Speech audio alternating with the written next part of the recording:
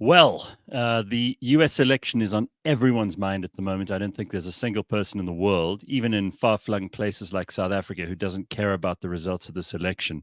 And if you don't care, they'll make you care because it's been going on. It feels like campaign season has been, I don't know, 4 years long.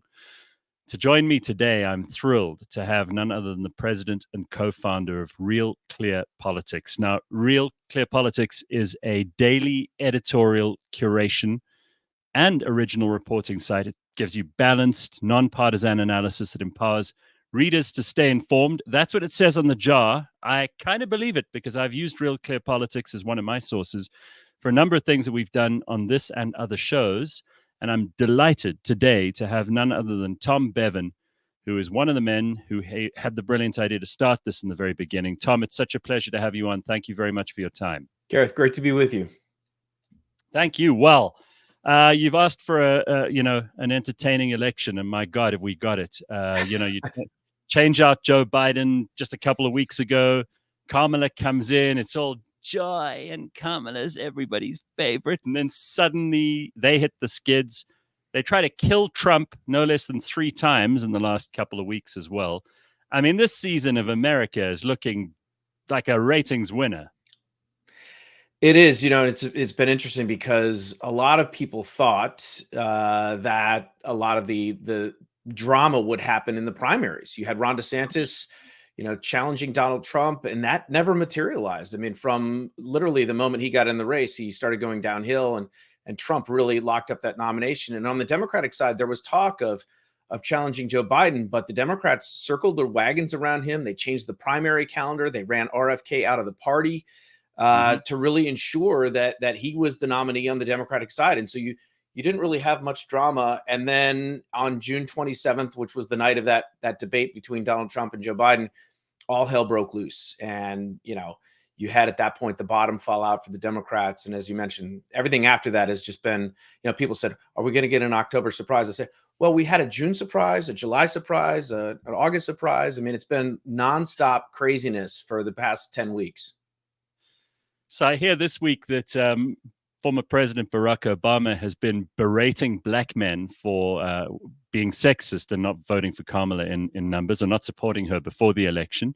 I see that Tim Walz, the vice presidential candidate on the Democrat side, is out pretending to be a hunter. I see J.D. Vance just like wiping the floor with people in the mainstream media who are trying to catch him with the same old, do you think Donald Trump will allow this to be a free and fair election if he loses? And will he accept the results? Will you accept the results? So there's some interesting new things going on, and there are some tired old things going on. You guys are so good at polling, and polling has become an incredibly difficult thing to do because people just don't want to tell anybody like they used to. And most of the stuff that you probably have to do is digital. I'm wondering, because they always say, it's going to be a really close race. This is going to be the tightest election ever. Is that just a thing people say to keep the attention of so many millions of people all over the world? Is it that close? And is there any way we can get a handle on this couple of weeks, not even 20 odd days before the election? So all indications are that it is close, although I think the race has shifted just in the past 7 to 10 days, sort of more in Trump's favor. Kamala Harris is still leading in the national polls by about 2%, 1.7 in our national average, which is an aggregation of about a dozen polls that have been taken over the last 3 weeks. And then in these, we don't have a national election. We have a state by state election. And of the 50 states, really only 7 count and matter, the battleground states, as we call them. This is where the election is going to be decided. It's not going to be decided in California or New York, obviously. And in those 7 battleground states, Trump leads in 6 of them, but only by a very slim margin, less than 1 percentage point in most of them.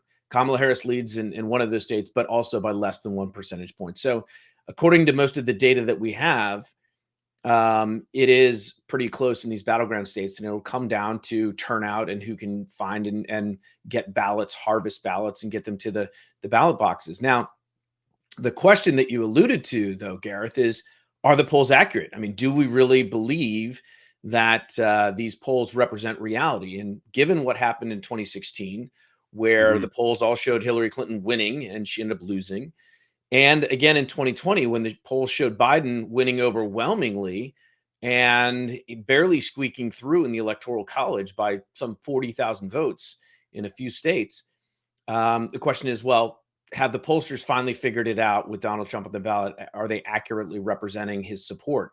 It's a good question. I think people are right to be skeptical of it. But if you just take a look at where Donald Trump is now versus where he was 8 years ago and 4 years ago, he's well ahead. And so of where he was. And so even if the polls are undercounting his support by half a percentage point or 1 percentage point, he's going to win all these states. And so it looks like he's got the upper hand in this election with just, as you mentioned, 3 weeks left. So what are the actual big issues of this election? Because we hear a lot of noise about, Kamala's joy and happiness campaign. We hear a lot of noise about Donald Trump talking about immigrants eating the dogs and the cats. But what are the issues that you, in your polling and Real Clear polling, can see Americans care the most about? And what do you think are going to be those issues that drive otherwise hesitant or disinterested voters to actually turn out at the polls this year? So, I mean, the data on this is really clear. I mean, it's the economy and inflation is the number one issue by an order of magnitude, 2 or 3 times the next most important issue, which in most polls is immigration. And then abortion also figures, and that's an issue that, when you get almost across the board among partisans, Democrats and Republicans and independents, economy is number one issue. Immigration, Republicans care more about that. Democrats care more about abortion. And you do have abortion on the ballot in some of these states like Michigan, Arizona, Florida. So, and that is an issue the Democrats have been winning on since Roe v. Wade was overturned, a few years ago. And so, but it is the economy and it's inflation. And that's one of the things this is why Kamala Harris's campaign, it's the main challenge they face, because while a lot has changed in this election, including the candidates, the issues haven't changed, and her administration has been in power for the last 3.5 years. And so when she's out there trying to convince people that she's going to lead in a new direction, and on day one, she's going to tackle high prices and she's going to do all these things, the immediate thing that pops to people's minds and the questions they have for her is, and this is when Trump is at his best moments, when he articulates this, as he did in the debate, is, what have you been doing for the last 3.5 years? Why haven't you done? If you had all these great ideas, why haven't you put them into practice? And she's compounded that problem by saying in recent media interviews, when she's asked, what's one thing that you would do differently from Joe Biden? She said, I can't think of anything. And so I think that's really, Trump has a lead on the economy and inflation, and it remains the number one issue. And so I think that's why he's as strong as he is right now with just a couple weeks left in this campaign. That's amazing to me. She was actually asked that question on The View, which is like the softest landing for her imaginable. Friendly environment, yes. It wasn't as if it was a gotcha question or anything like that. And then Joe Biden the other day kind of threw her under the bus with, this horrible, horrific hurricane that's been going on in Florida. And Governor DeSantis, she says he wasn't taking her calls. And then Biden, who seems to me, I don't know if I'm reading too much into this, but it almost looks to me like Joe and Jill Biden and whoever's left in their staff in the White House are not really doing as much as they could for Kamala anymore. They might have in the beginning, but I think, she kind of garroted him from behind the curtain when they replaced him. And no matter what they say, that's what I think most people see it looking like. And it just occurs to me that she's having this very difficult time either distancing herself from the things she thinks people don't like about Joe Biden, but at the same time, taking as many of the characteristics that he might have had that would have taken voters to the polls, particularly with, blue collar men in those swing states. I think she's desperate to hold on to those guys. And they're not helping each other. She's not helping herself, and it doesn't look like there's a huge amount of help coming from the White House. Well, I mean, that's the irony of this campaign is that, first of all, that would be a tough task for any politician to sort of thread the needle that she's trying to thread. And she's proven she's not a very good campaigner. She was not very good in 2019 when she was in the Democratic primary. And then to your point, Biden sort of is not being as helpful as he possibly could. And you also mentioned this. I mean, it's pretty ironic. So they bring out the heavy hitters. Barack Obama goes into Pennsylvania and tells black men basically like, hey, I'm not cool with you guys not voting for Kamala. We have not yet seen the same kinds of energy and turnout in all quarters of our neighborhoods and communities as we saw when I was running. Now, I also want to say that seems to be more pronounced with the brothers. And it completely backfires. I mean, if you've watched and been on social media, it was a complete disaster for the campaign. And then they roll out. Sorry to interrupt you. It reminded me of remember when Bill Cosby used to tell young black men to pull up your pants? Yeah. And that didn't go down well either. Yeah. Well, and then the campaign rolled out Bill Clinton down in Georgia to try and win voters over there. And he goes and says at an event that, Laken Riley, the young woman from the University of Georgia who was murdered by this illegal immigrant, that probably wouldn't have happened if they had been, if the immigrants had been properly vetted. And it was immediately turned into a campaign commercial for Donald Trump. So you've got, not only do you have Joe Biden not helping, you've got Barack Obama and Bill Clinton, the two sort of grand poobahs of the Democratic Party, going out and trying to help her and actually hurting her by the strategies and the things that they're saying. So it's been a not great stretch for the last few days for the Harris campaign. So on that note, and to make a final point about this, I think Democrats are really struggling to get their messaging right to men in general, not just working class men in blue collar positions and jobs in states where there are mining operations and heavy industry and all of that kind of thing. They just seem to keep missing the mark with guys. They did this terrible commercial with one of Jimmy Kimmel's ex-directors, which is just like the lamest thing you've ever seen. I don't think Democrats understand men anymore. Look, it has been commented on that the Democrats have been, sort of attacking toxic masculinity, right, for the last few years, and also promoting this transgender idea of men being able to identify as women. And when you do that day after day after day for year after year after year, and then suddenly you realize you have a problem with men, and you go out and basically try and scold them, as Obama did, and you try and sort of make yourself look like a man's man, like you mentioned, Tim Walz going hunting and doing these things. It rings hollow. It seems sort of hypocritical, and that's where the Harris campaign finds itself, as they're trying to do this 180. With just a few weeks left in the election. She's going on Joe Rogan's podcast. Apparently that's this is a guy who Democrats derided as being a, racist. Anti-vaxxer. I mean, they, wanted to boycott him from Spotify. He was the worst person on the planet. And now she's going on his show. Apparently sources say. And that looks desperate. It really does. And because they have, I think, mismanaged the issue and the messaging toward men over a long period of time. It's not something you can just flip a switch and suddenly, get back in the good graces of a group of people that you've been demonizing for a long time. What do you make of Kamala's appearances in the media and Trump's appearances in the media over the last few weeks? Trump is happy to do these long form interviews. I think Kamala has recently felt the pressure to do a bunch of interviews that I think they were trying to hold her back from. She did Howard Stern. She went on Stephen Colbert. She went on the most famous female podcast, Call Me Daddy, a while ago. Has she been able to use those opportunities to her advantage? And has Trump been able to do the same, or perhaps hurt themselves? Well, I think there's no question that Harris's media blitz did not move the needle in a positive direction. It might have actually hurt her. In fact, our RealClearPolitics average, the national poll average, was 2.1%. And the latest round of polling that we've gotten come in over the weekend, including this NBC poll, 3 weeks ago they had it Harris leading by 4. Now it's even. The ABC News poll a couple weeks ago had Harris up 4. Now she's up 2. So she's definitely come down a little bit. And part of that, I think, is because the media tour did not go very well. And now you see her turning to, she's going to do an interview with Bret Baier this week.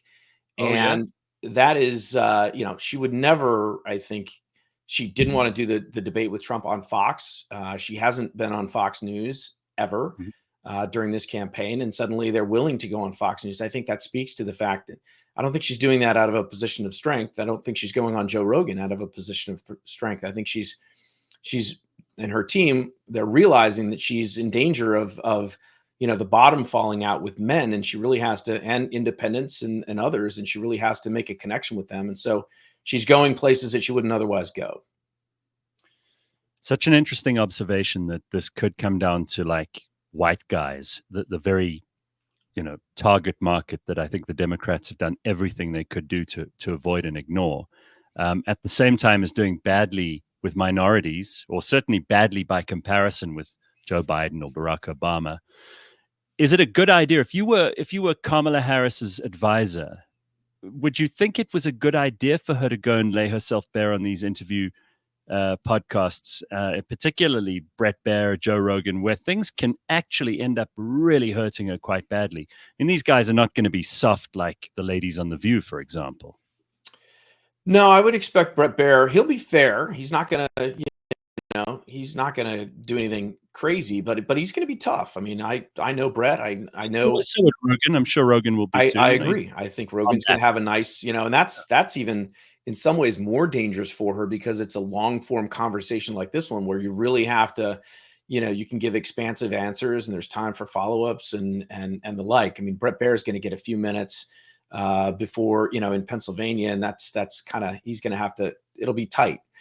But again, I think this is what they are sort of down to. They're recognizing that, this is what she has to do. Otherwise, they're in danger of losing it. And the problem with this, Gareth, is that, Trump is speaking to, when he speaks, he's talking about, he's talking to all Americans, right? Whether you like him or don't like him, he's talking to all Americans. And he is resonating because he's talking about the economy and how bad it is and for average Americans and how great it was under him. Whether you believe that or not, he's speaking to African Americans, he's speaking to Hispanics, he's speaking to white folks, he's speaking to everybody. Harris is trying to, and this is, Democrats often do this where they try and slice up the electorate and say, I'm only going to speak to women. I'm only going to speak to Black women. I'm only going to speak to Hispanics. I'm only going to speak to, this group or that group, gays, for example. And as a result, they end up in these. I mean, Kamala Harris just earlier this week released a plan specifically for Black men, right? Just for Black men. That's it. And it included $1 million loans to start small businesses that are forgivable up to $20,000. It included, education training. It included legalization of marijuana. It included some healthcare issues, but it's a 5-point plan designed specifically for Black men. So she's trying to address this issue that she clearly has with Black men. And, while that may help her stop the bleeding there, it's not doing enough broadly, I think, to win enough voters. She's in danger of losing other voters or not speaking to other voters. And that's part of the problem with this campaign as well. You've said that undecided voters typically break for the challenger. First of all, what does that mean? And second of all, how many independents could swing an election that's this close? How many actual people would it take to move the needle? Well, look, traditionally, if you are undecided by the time that the election rolls around and you're one of these sort of late deciders, late breakers, as we call them. I don't know who, by the way, I've never met one of these people. I don't know where they hide the whole time from people like you who are trying to poll them. They seem to be these mysterious creatures that kind of, they come out, they resume their position in the world out of the ether and then vote and disappear again. Yes. I mean, they are kind of like unicorns in a sense, because especially in this election and the previous elections with Donald Trump, I mean, everybody has an opinion about him. I mean, for 90% of voters, they decided a month ago or a year ago, even who they were going to vote for in this election. And nothing's really going to change that. But you do have a small percentage of folks who tune in. They're not overly political, right? They don't follow this stuff closely. They tune in late and they go to the polls and they truly are undecided on who to vote for. Again, it's a small amount. I mean, we're talking about a voting population of 165, 175 million people. And this is like 3% or 5%. Wow. But traditionally and typically, right, if they are not satisfied with the way they will vote for change, they will vote for the anti-incumbent. What's interesting about this election is that, Kamala Harris is sort of the quasi-incumbent. She's trying to present herself as a challenger.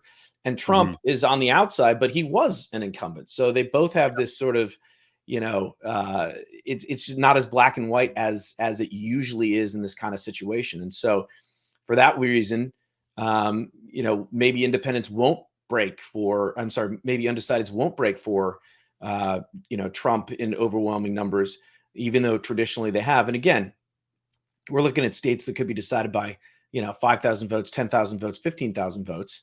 It could make a difference. I mean, everything on the margins in this election is going to make a difference. Unbelievable. It's got to be one of the most exciting things to do what you do and what I do, to be able to kind of see all of this information, be able to hopefully derive some usefulness out of it, give it and present it to your audience, and try to make sense of what's going on. What are people saying at the moment on the Democrat side? What are they saying are the chief lines of attack against Trump? As you rightly say, he's kind of a known quantity now. I think most people have made their minds up about him, but they have new lines of attack. I mean, I heard Kamala this week saying, we need to see his health records, which is an interesting thing because, of course, if you'd asked for Biden's health records just before that debate, they would have laughed it off and said, what for? There's nothing wrong with him. And then they replaced him like a week later as quickly as you could. What are the main things that they're going at Trump on now? Is January 6th still something that people care about? What are the main issues to Democrats hoping to persuade those people on the fence? Yeah, I mean, it's a great question because you're right. I mean, Kamala Harris has come up with this new line of attack that Trump's not being transparent. He won't go on 60 Minutes. He won't, release his health records. And there are two problems with that issue or that line of attack. One, as you mentioned, it seems hypocritical given her position in the Biden administration and knowing his cognitive decline and sort of helping hide that. And by the way, she didn't do an interview with Time Magazine, the first time ever that, one of the candidates hasn't done. So she's throwing stones from a glass house, right? And the other main issue with that line of attack is that it's not really, I'm not sure voters care about that, right? What they're missing from Kamala Harris is, what's your vision for leading the country? Are you in favor of some of these things that you said you were in favor of in 2019 and now you say you aren't? Can we trust you on these issues? What's your plan for immigration? What's your plan for the economy? They know enough about Donald Trump. They already have opinions about Donald Trump. So just bashing Donald Trump more is not going to move the needle. And that's kind of that is kind of the conundrum that she's in, right? She won that debate against Donald Trump on style for sure, right? Yeah. She was much more in command, but she won it by basically hitting Trump and getting under his skin and talking about his crowd size and rallies. But what she didn't do, and we saw this in the aftermath of that debate when they did focus groups and they interviewed people, she didn't inform people. She missed an opportunity to tell them what she would do as president. And so just bashing Donald Trump is not going to be enough. She has to do more than that. And so, yes, January 6th is something that her allies in the media bring up all the time. But again, it doesn't seem like that's something people already have their opinions about that, whether they loved it or hated it or whatever. And so the more she talks about that, the more she misses opportunities to tell voters what she's going to do as president. You bring up the media, and I think it's such an amazing thing. I've been in the media business now for 25 years, and I've watched people complain about partisanship. I've seen it happen here in South Africa. We've also got a quite craven mainstream media who will do just about anything they can to get into the good books of whoever the party and government are. But with all of the media arrayed behind her the way that Kamala and Joe Biden before her have had them, is that helping? Or have the media become kind of almost an embarrassment, a burden for the candidate to bear now? They're doing yeoman's work for the Democrats even now. But, we talk about MSNBC, we get CNN in this country. We see a lot of those mainstream outlets. I know ABC is kind of firmly on her side too. Who are besides Fox, which we know is kind of in Trump's camp, how does it all split up, divide, and what is the public perception of those media entities? Well, Gallup just released numbers,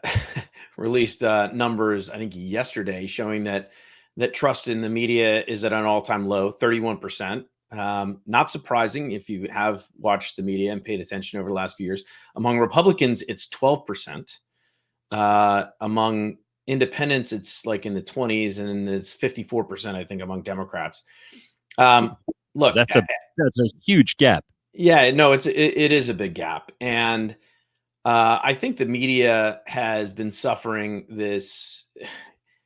We could do an entire another hour just on this if you want to, depending on how far you want to go back, Gareth. But I don't think it's a burden for Kamala Harris. It's still helpful to her when she goes on these shows or she does these friendly interviews, and they've done analyses. I mean, Trump gets 97% negative coverage from the mainstream media. I mean, he gets terrible coverage, and some of it's deserved, quite frankly. I'm not saying it's not. I'm saying, but there is a disparity between, when Donald Trump does something, it's a 5-alarm fire. When Kamala Harris does something, it's, I mean, we just had this situation in the U.S. Christopher Rufo published it's sort of an expose saying that Kamala Harris's 2009 book called Smart on Crime, which she authored with a ghostwriter, large sections of that were plagiarized, right? And did an analysis, released the receipts.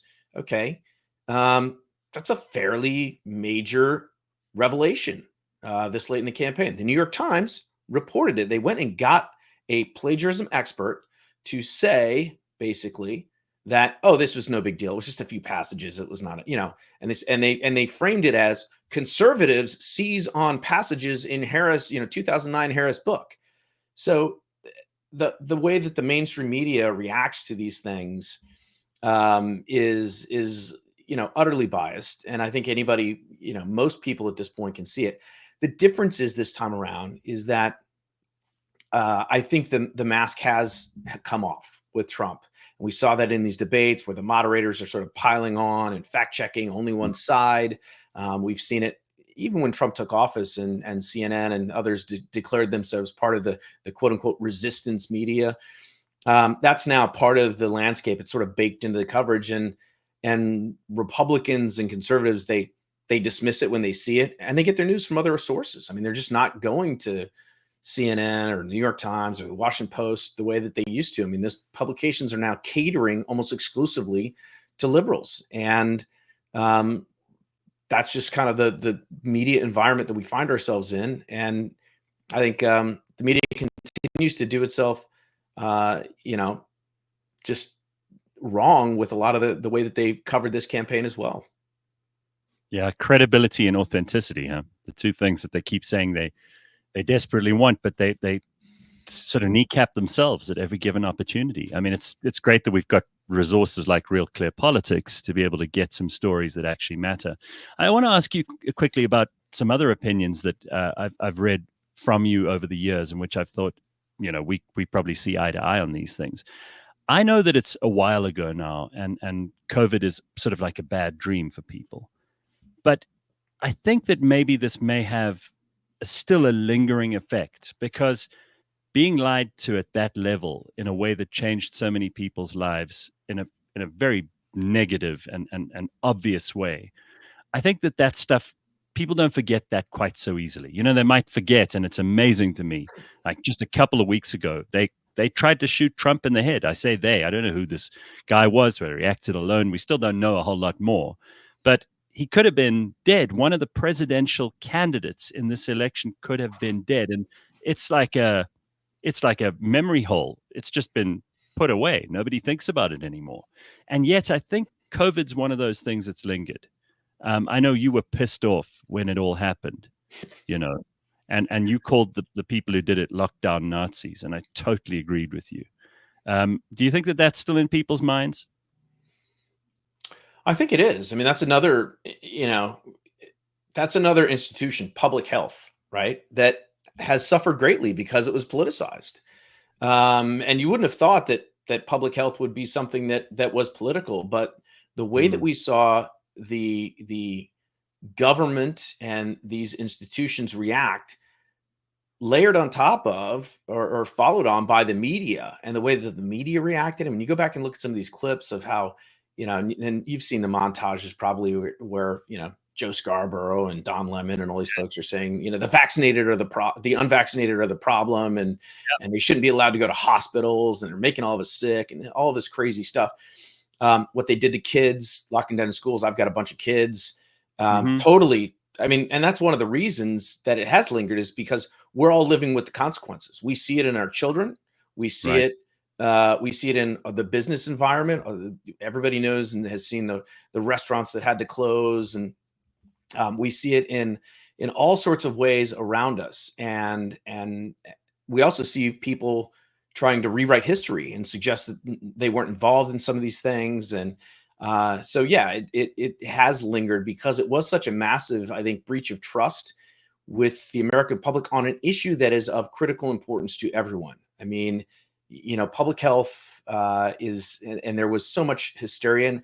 And I'll grant that, governments typically are very reactive to events, and they're not good at doing some of these things. But I think COVID went above and beyond that in the way that information was suppressed. And that's one of the things at Real Clear Politics, like,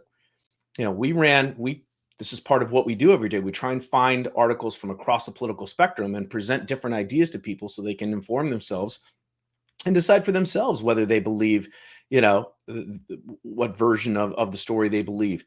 And we have suffered as an organization financially because, we ran stories saying that, COVID might have come from a lab in China, right? That was considered at the time verboten and got us put on all sorts of, these misinformation organizations that, because you ran that story, now you can't be trusted, and you get put on advertising blacklists, and suddenly, you're you aren't being advertised with certain clients. So it's had a material impact on and I have come to believe, and I never thought this before prior to COVID, but that free speech, honestly, it is that we are in a battle for free speech. And I think, Elon Musk has recognized this, and I fully believe, given what we've seen from our perspective over the last few years, it's a huge, important, I would almost say existential fight for folks to receive, sort of, have that robust debate and free exchange of ideas. Tom, there's somebody who's at the nexus of so much of what we've just spoken about, that the health questions that are plaguing America, the politics, the free speech issues, because he's been sidelined and deliberately kept out of contention, and that's Bobby Kennedy, a guy who I think, whether you're a Republican or a Democrat, I think a lot of people have a fair amount of time for him. There are obviously those who've tried to smear him as being, this lunatic who is an anti-vaxxer. He's crazy. He says weird and wild things. He's out of control. But I think many people who are in the middle kind of regard Bobby Kennedy as being a good guy. And he's thrown his weight behind the Trump campaign. And you mentioned Elon Musk too.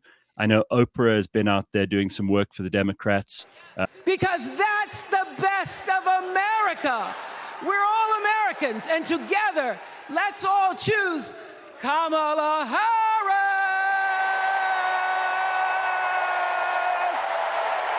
Other celebrities I saw just this week, Julia Roberts was out there doing some work in Pennsylvania, I think, for Kamala, saying, you guys have got to get your act together. There's nothing sexier than a guy who votes for Kamala, guys for Kamala.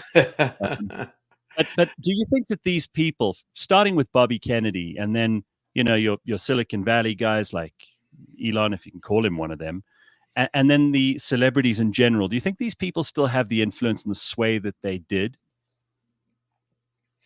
So I think in terms of endorsements, no. And I'm not sure endorsements have ever mattered. I get into arguments like this all the time, right?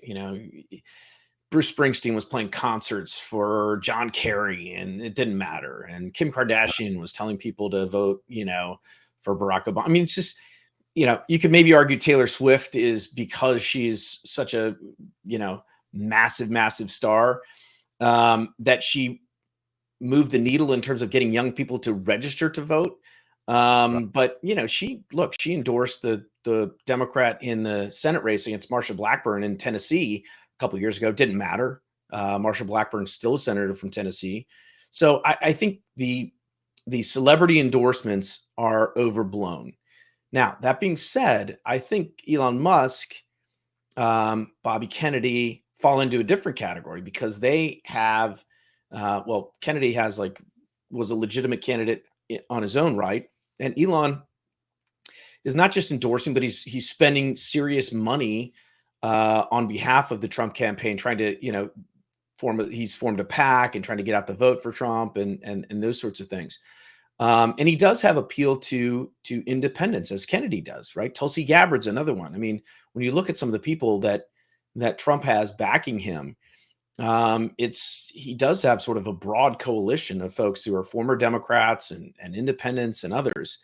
Now, Kamala Harris has the opposite, right? She's got Republicans. She's got Dick Cheney and Liz Cheney and, a bunch of folks who from the Lincoln Project and others who are, the anti-Trump crowd. And maybe that's going to help her win over some of those moderate Republican voters who just cannot stomach voting for Donald Trump. This time around, maybe they didn't do it ever, but so I think those things do matter again on the margins, but just a straight up celebrity endorsement. I think people, they're not going to vote for someone because of Oprah Winfrey tells them who to vote for. Now, there are also lots of opinions about Donald Trump, despite the fact he's been around for a very long time. There are the never Trumpers. There are the Republicans like Mitt Romney who just, in all good conscience, can't see themselves voting for Trump. Has he won over any new constituencies this time around? Because he has a very strong base. I don't doubt that those people will turn out and vote for him. Same people who go to his rallies, the same people who believe that he's sent by God. There are all kinds of crazy people, and there are lots of them who really believe that Donald Trump has superpowers. Are there any of those kind of people who've said, oh, no, I really didn't like the guy, and he's brought them round? Do you think he's done any of that sort of work at all? Because as much as we criticize Kamala for perhaps not appealing to as many people as she could, has Donald Trump changed at all since the last election or the one before that? I doubt he's changed. I mean, he's sort of, he is who he is. And I don't think anybody who expects him to act differently than he's acted in the past is I think that's wishful thinking. Has he won people over? Yeah, he's won some people over, some folks. The guy's name is escaping me, but he was just on, I think, CNBC. He was one of the folks who was part of Trump's impeachment, decided that he was going to vote for Trump. And you've had other folks who've said that. But I think the most important shift in this race is, as we mentioned earlier, among minority men, right? It's been African-American men. If you believe the polls, and we won't know until election day, Donald Trump is on track to have the best performance among African-Americans since Richard Nixon in the 1960s. And he will win more Hispanic votes than anybody since George W. Bush ran in 2000 or 2004. Right. USA Today just did a poll in Nevada and Arizona of Latinos only. And Kamala Harris she's leading by double digits, like 10, 12 points in Nevada and Arizona. But she's running 10 points worse than Joe Biden in 2020 in both of those states. And the reason is because Donald Trump is winning Latino men who are 18 to 34 and 35 to 49 by double digits. And that is a significant shift in the electorate. If Democrats cannot count on 92% of the black vote, if they can't count on 67% of the Hispanic vote, that's a big problem for their coalition. I mean, that would be a sort of generational shift. And particularly if you look in some of these battleground states, right? Shifting in California isn't going to matter very much. Shifting a point or two in Arizona, Nevada, Georgia matters a lot. Yeah, it's amazing how it all comes down to those states and those such a few, such a handful of people who can make such a big difference. Is there any chance at all that that Joy Reid would be able to persuade a voter like you of anything? I know you said Joy Reid is the worst and most racially divisive TV host in America. I am afraid that is true. I do agree, by the way. Every time I see her, I think, oh, wow. And she's been unleashed on people for some reason. I don't know why anybody would deserve that, but there she is. I mean, look, I watch clips from her show. I don't watch the show itself, but every clip that I see, it is always, everything is filtered through this lens of race, this lens of racial animus. It's, it's Donald Trump's fault. It's white people's fault. It's, and it's just, and she said things that are just demonstrably untrue and doesn't ever seem to suffer any consequences for it. And that's part of the media landscape. Unfortunately, you've got MSNBC, which is far to the left. I mean, and they don't really have, if you watch Morning Joe, for example, they'll have and this is what drives me crazy. I mean, they will have, it's like the Brady Bunch, right? With these boxes, and they'll have 10 people in boxes.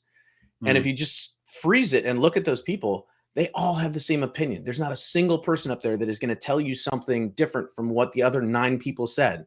And they all just go around and agree. Yes, that was terrible. What Donald Trump said was terrible. And Kamala Harris is doing, wonderful. And I mean, it is propaganda. It is not informing people. It is not, and to your point, I don't think it's convincing a single person. It's preaching to the choir. Anybody who's actually watching that show is already voting for Kamala Harris, which this is why I think the Fox News interview actually matters. It's going to matter for her. It's going to matter for Bret Baier, and because there are a lot of independents who watch Fox, a lot of Democrats, a lot of sort of moderate Republicans as well. It is the biggest cable network by far, and so she actually has a chance to reach some people who she hasn't been reaching in some of these other sort of safe bubble interviews.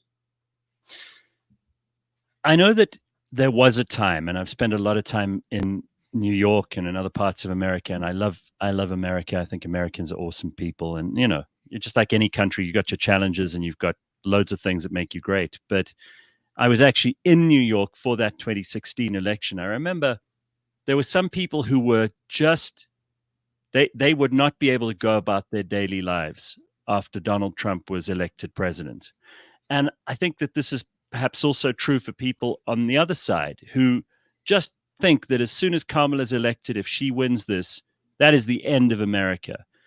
This hasn't always been the case in the US. It's always been, well fought, and people kind of, but the day after the election, they get on with their lives. It's not going to ruin everything. They're not going to move to Canada, even though celebrities like Barbara Streisand say that every time there's an election. Do you think that the division is as bad as people say it is? Has it become such a part of people's identity that they will not be able to stomach a result that doesn't go their way after that 5th of November? So that is a great question, because we have seen, and we've seen polling data to support this, that, the rhetoric on both sides has become so apocalyptic, right? It is now, each side presents the other side as an existential threat, right? If Donald Trump wins, our democracy is over. That's it. If Kamala Harris wins, we've lost our democracy. And so that is how people have come to view. We've become so tribal in this country. And I do think that what the country really needs is like just a good old fashioned ass kicking by one side or the other, where it's a landslide, where it's indisputable, right? Where so many states are won. It doesn't matter if one state was won by 100 votes or 1,000 votes. That is not where we are as a country. I mean, this is, unfortunately, I think for the country, it's going to come down to a few thousand votes in a few states. and there will be recounts, and there will be lawsuits, and one side, whoever loses, is not going to be able to stomach the thought of or even the outcome. And I look, when you say that, people say, oh, well, Republicans, Donald Trump hasn't accepted 2020. Democrats have a history of not accepting the election results, and they will be, trust me, if Kamala Harris loses by a few thousand votes here or there, Democrats are going to do everything they can to try and reverse that. And if you remember, after Hillary Clinton lost, Democrats, they did this ad campaign with all these celebrities, speaking of celebrity endorsements, asking these folks who are the electors to change their votes. We just need a couple of defectors, and you can stymie the Electoral College. I mean, there will be all sorts of stuff like this. It's the same. It's exactly the same narrative, just the other way, with Trump calling Rattlisberger and saying to him, "Hey, listen, can you find me a few votes?" And that's the thing that, like, Bill Maher, for example, says, "Oh my God, that just proves to you that Donald Trump is a danger to democracy." And you're right. This is what the Democrats did back in 2016 too. Yeah, and I worry that we will have a situation where it gets. I'm not saying people are going to take to the streets violently. Maybe they will. I don't know, but it certainly does feel that we're in a very sort of tenuous situation. And if this election, goes, especially if Trump is leading in the polls and ends up losing by a whisker, there will be plenty of Republicans around the country who just simply won't accept that he lost this race. There are plenty that still don't accept that he lost in 2020. So I fear that this is going to be a close election, and it's going to lead to more sort of chaos and turmoil for the Republic.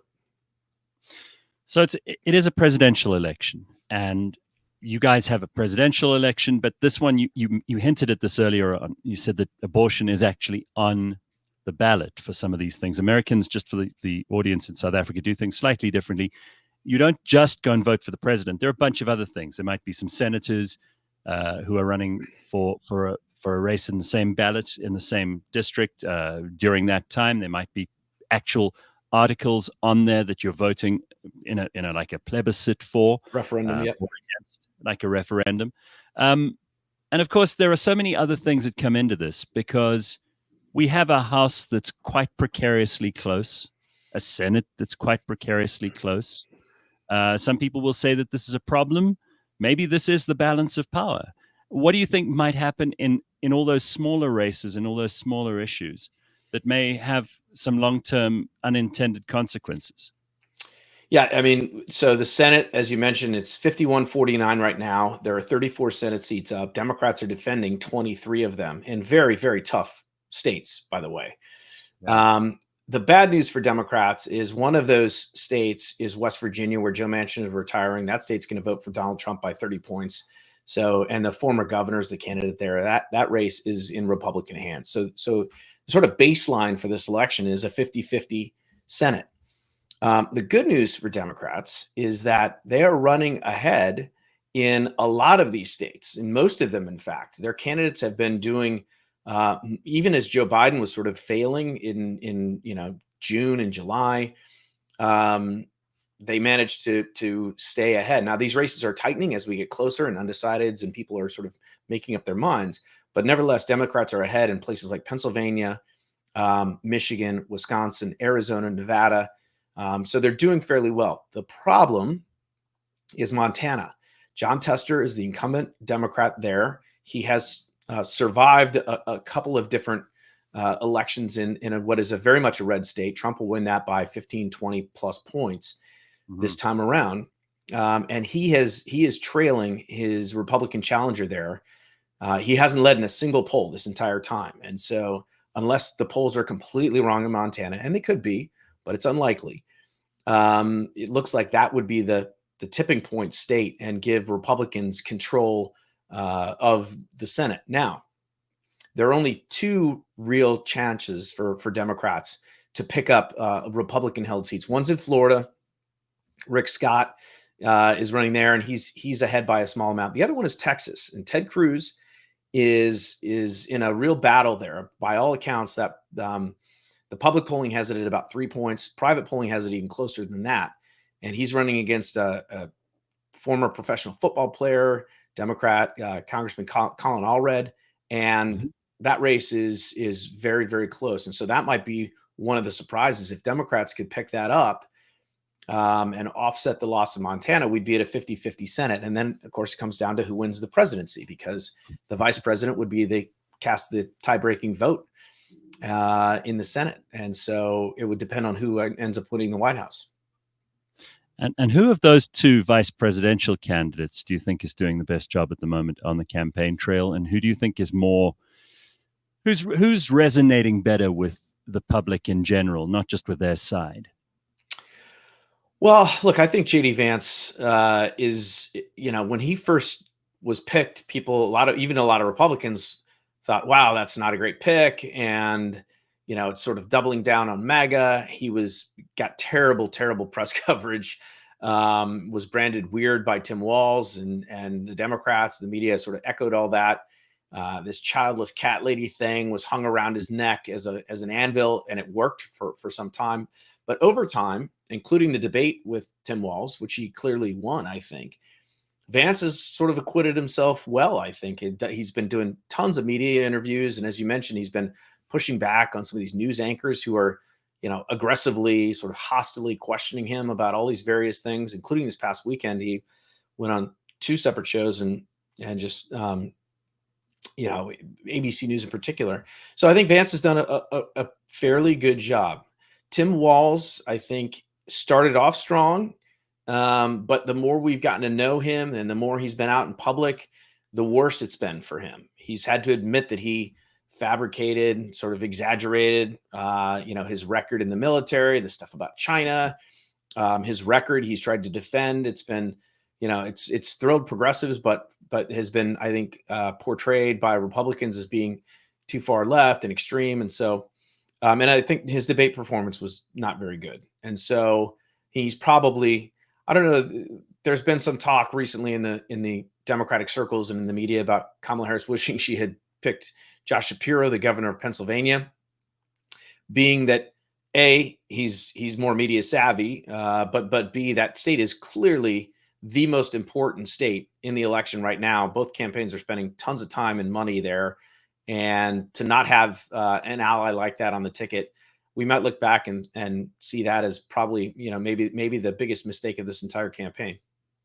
Well, maybe she was just looking at Michigan or Josh Shapiro, Jewish and then the Palestinian issue, because you've got so many people in Michigan who would have supported anyone who was not supporting Israel. She's tried to walk a tightrope on that one too. Who knows? Maybe that's one of the reasons. I would think it's probably the reason she didn't pick Josh Shapiro. But yeah, you're right. By the way, Garrett, just as a point of reference, she was leading in Michigan by 2 points. She's now trailing by 1 in Michigan. So it hasn't really, having Tim Walz in the ticket has not necessarily helped her in Michigan. It's, if anything, it's hurt her. So my last question for you is something that I think everybody in the media struggles with, and you've got your own show, your radio show, and that's on Sirius, right? Mm-hmm. You will try your best, and your outlet tries its best to be as objective as possible. But you'll be accused by either side at almost any given time of not being objective. It's a very difficult thing for audiences to know that they can trust someone, for audiences to listen to and engage with and be a part of a show and a personality and an outlet. How do you walk that road? How do you manage to convince both sides that you're actually not in the pocket of either politician in this case or either party, and that your intention is to deliver the best possible version of what's going on? Because it's damn hard to do this. Totally agree. I mean, let's start with the fact that we're sort of a small independent media company. We're not owned by billionaires. Although if there are any billionaires out there that would like to invest, feel free to bring me up. It's a tough business to be in, as I mentioned before. And to your point, I mean, listen, I've got opinions. Everybody's got opinions, right? And we voice those opinions. But go to Real Clear Politics and just look at what we do, and the product sort of speaks for itself. I mean, you go to the front page every single day, and you'll see stories from across the political spectrum. You'll see stories from liberal writers, conservative writers, centrist writers, libertarians. I mean, we really do try and cover the gamut. And listen, we publish more liberal opinions in a single day than, any conservative publication, and vice versa. I mean, we get attacked by folks at the New York Times, and we've published more liberal opinion than they've published conservative opinion, probably in the last week than they have in the last 5 years. Okay, so look, just go to the page, read for yourself. And then as far as the polling data is concerned, look, the numbers are the numbers. And we've got competitors who do all sorts of, they have all this secret sauce and black boxes, and they're weighting this, and they're making adjustments for that. We just put the numbers up, right? And it's a simple average, and it's pretty clear. Everyone can see exactly what the numbers are. And so that's how we go about our business. We're trying to do, the best possible job of aggregating all of this content, not just the poll data, but also, videos from across the cable landscape, obviously all of the news and opinion articles, and be a one-stop shop and a clearinghouse for people who are interested in policy, politics, and elections. And again, we're all about free speech. We're all about, the free exchange of ideas. And for people who still value that, I think we're a good place to come, and you'll see a variety of views represented. Well, I'm thrilled to have you on today, and really appreciate your time. I know how busy you are just ahead of these elections. I can only wish you luck. I wish America luck. We'll be watching. We'll be listening. Thank you so much, Tom. We will need it. Thank you, Gareth. Appreciate it. It's a great pleasure. There we are. That's us, and we will try and catch up with more out of the US as we go. But it's a great pleasure today to spend some time with Tom Bevan from RealClearPolitics. Go and check them out. You can find the site very easily. You can find so much interesting information there. And as he says, they're trying to publish good stuff from both sides of the spectrum, and all the numbers just come straight out of the machine. So nobody's fiddling with them. Go and have a look. Thank you very much. Thank you.